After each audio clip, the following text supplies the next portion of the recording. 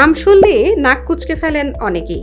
যদিও গন্ধের কারণেই মূলা সম্পর্কে এমন অভিব্যক্তি, তবে এই মূলাই যে আপনার জন্য কতটা উপকারী তা জানেন কি? শীত এলেই বাজারে দেখা মেলে টাটকা সতেজ সাদা মূলার। অনেকে নাক শীতকালেও কারোর পছন্দের তালিকায় রয়েছে এই সবজি।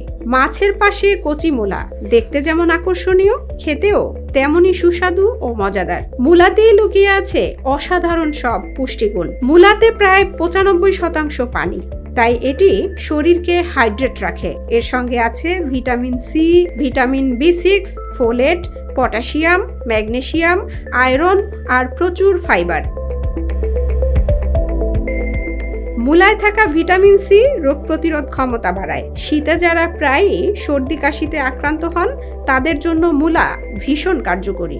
শুধু তাই নয়, মূলায় থাকা ফাইবার হজম শক্তি বাড়ায়, কোষ্ঠকাঠিন্য দূর করে আর পেট ভরা রাখে বলে অতিরিক্ত খাওয়ার সুযোগ নেই, ফলে ওজন থাকে নিয়ন্ত্রণে। মূলার পটাশিয়াম রক্তচাপ নিয়ন্ত্রণে রাখে ও হৃদরোগের ঝুঁকি কমায়। ক্যালসিয়াম ও ম্যাগনেসিয়াম হাড় মজবুত করে।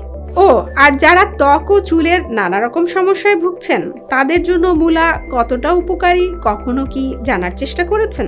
হ্যাঁ, আপনাকেই বলছি। যদি ব্রণ, খুশকি ও চুল পড়া সমস্যায় ভুগে থাকেন তবে বেশি বেশি মূলা খান, কারণ মূলা ত্বক উজ্জ্বল রাখে, ব্রণ কমায়, চুলের গোড়া শক্ত করে ও খুশকি দূর করে।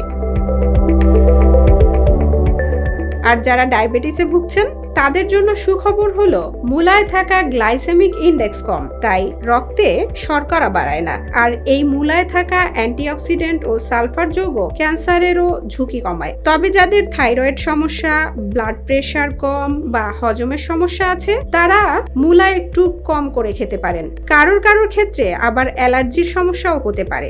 গন্ধ স্বাদে একটু তীব্র হলেও বহু গুণে ভরপুর মূলা অল্প করে নিয়মিত খেলে শরীর থাকবে সুস্থ আর মন থাকবে চনমনে। তাই এই শীতে মূলাকে একদমই অবহেলা নয়।